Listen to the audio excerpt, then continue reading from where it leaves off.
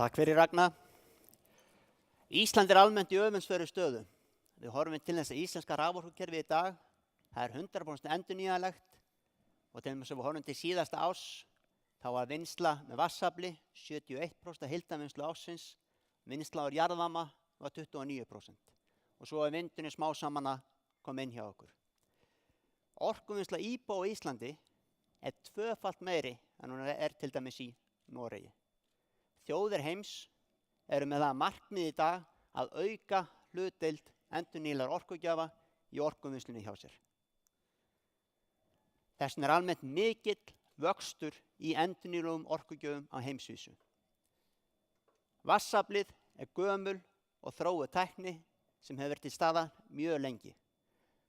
Alþjóða orkustofnunin, hún spáir því að á næstu 25 árum muni vinnsla með vatnsafli nálægt í tvöfaldast. Hins vegar sá endurnýjanlegi orkugjafi sem er í mestum vexti í heiminum í dag er einn af þeim nýrri, það er vindorkan. Og hún mun vaxa hraðar en aðrir endurnýjanlegir orkugjafar á næstu áratugum og vöxtur á næstu 25 árum er yfir 500%. Við njótum þess að hafa jarðvarma á Íslandi. Jarðvarmi er ekki alls staðar til staðar í heiminum til raforkuvinnslu, en þó á nokkrum stöðum. Vinnslan er þess vegna minni almennt en í endurnýjanlegum orkugjöfum, en það er jafnframt spáð hins vegar miklum vexti og yfir 300% á næstu 25 árum. Hvernig spila þessir ólíku endurnýjanlegu orkugjafar saman? Hvað veldur því að við getum hér á Íslandi haft 100% endurnýjanlegt raforkukerfi? Það er ljóst á hverju augnabliki, það þurfa þeir að geta spila þannig saman að vinnslan hún er jöfn notkuninni. Jarðvarminn, hann hentar einstaklega vel fyrir iðnað. Við erum með jafna vinnslu allt árið kring og jafnframt er þessi vinnsla, hún er óháð vatninu og hún er óháð vindinum. Nýtingin er mjög há, en við notum ekki jarðvarmavirkjann hins vegar til að bregðast við breytingum í álagi. Tengjast hlýnun loftslags. Jöklarnir sem við höfum í dag, 30 ára meðalúrkoma Íslands er geymd í formi íss í jöklunum. Spár gera ráð fyrir að næstu 100 til 200 árum þá munu þessi jöklar bráðna.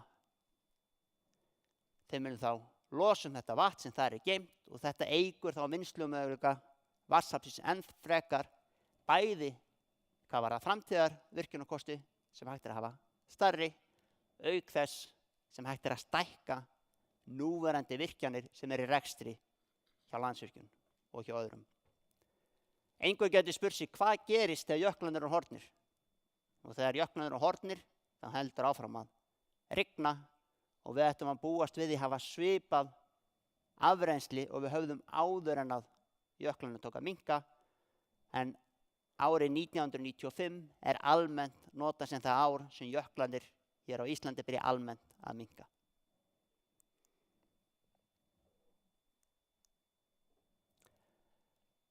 Við skoðum þá kosti sem Landsvirkjun er með í athugun. Samtals er þetta 14 vatnsaflskostir. Þið þekkið eflaust marga þessara kosta. Því að margir þessara kosta hafa verið í athugun hjá Landsvirkjun í áratugi. Ég ætla ekki að telja alla þessa kosti upp, en næstu vatnsaflskostir sem við sjáum fyrir okkur að fara í hjá Landsvirkjun er annars vegar stækkun Búrfellsvirkjunar og svo Hvammsvirkjun í neðri hluta Þjórsár. Hér geta einhver bent á að eina rauninni vatnsaflsvirkjun Landsvirkjunar sem er í nýtingarflokki í dag eru virkjanir á veitulegu Blönduvirkjunar. Hins vegar er ekki unnt að fara í þær virkjanir í dag með að flutningskerfið á Norðurlandi er jafn veikt og það er og það þarf í rauninni að styrkja flutningskerfið fyrst áður en hægt er að fara í þær virkjanir. En við skoðum þá stækkun Búrfellsvirkjunar fyrst. Hörður kom inn að áðan að Búrfellsvirkjun, þetta er eina af eldri virkjunum Landsvirkjunar og búin að vera í rekstri í 45 ár og við reynir einu sinni áður búin að fara í gegnum stækkunarferli. Í dag er þessi virkjun tæplega 300 megawatt. Vegna hlýnunar Í vorleysingum á vorin þá byrja vatn að renna á yfirfalli þessari virkjun og rennur á yfirfalli mest allt sumarið. Þannig þá viss tækifæri sem felast í stækkun þessarar virkjunar til að nýta það vatn sem almennt rennur þarna á yfirfalli. Skipulagsstofnun hefur úrskurðað það að þessi virkjun eða stækkunin þurfi ekki að fara í gegnum mat á umhverfisáhrifum og þar að leiðandi sleppur þessi virkjun jafnframt við að fara í gegnum rammaáætlun. Umhverfisáhrifin eru mjög lítil. Það er engin nýlón, engar nýjar stíflur og það sem mun bera mest á, það er þá frárennsliskurðurinn frá virkjuninni, en byrja var í rauninni að grafa út þennan frárennsliskurð fyrir 20 árum síðan, hann er einhverju leyti þegar til staðar í landslaginu. Við erum að reyna að hraða undirbúningi þessa virkjunarkosts eins og framast og við gerum ráð fyrir að hægt sé að koma honum í rekstur á fyrri hluta árs 2018. Þá við förum yfir til Hvammsvirkjunar. Það eru 3 virkjunarkostir í neðri hluta Þjórsár. Hvammsvirkjun er efsti virkjunarkosturinn af þessum 3 og Hvammsvirkjun er algjörlega óháð neðri kostunum 2. Hvammsvirkjun í sjálfu sér er rennslisvirkjun en hún nýtur góðs af þeim miðlunum sem þegar eru fyrir á Þjórsártúnasvæðinu. Þessin er stífla Hvammsvirkjunar, hún er lítil og lónið er að mestu leyti í farvegi árinnar. Jafnframt er rétt að benda á að bæði Hvammsvirkjun og Holtavirkjun, sem 2 efri virkjanir í neðri hluta Þjórsár, þær eru báðar ofan náttúrulega laxgengra svæða í Þjórsá. Landsvirkjun setti hins vegar upp fiskistiga við Búðafoss upp á 1990 og tvöfaldaði með því laxgeng svæði í Þjórsá.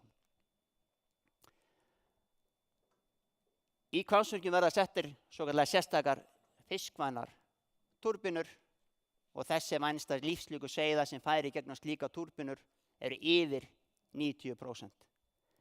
Eftir sem áður hefur Landsvirkjun tekið það ákvörðun, og þetta er það mótvæðisækir sem er umfram það sem farið hefur verið fram á, að setja seiðafleitu í Hvammsvirkjun. Og ætlunin með seiðafleitu í Hvammsvirkjun er að sýna fram á virkni slíkra fleitu áður en að ráðist í framkvæmdir við Urriðafossvirkjun. Hvammsvirkjun er núna fyrir Alþingi. Ef Alþingi ákvörður þetta Hvammsvirkjun í nýtingarflokk, þá verður það fyrsta skref Landsvirkjunar í samráði við leyfisveitanda að hafa samband við Skipulagsstofnun til að fá ákvörðun Skipulagsstofnunar hvort að endurskoða þurfi matsskýrslu Hvammsvirkjunar að hluta eða ekki.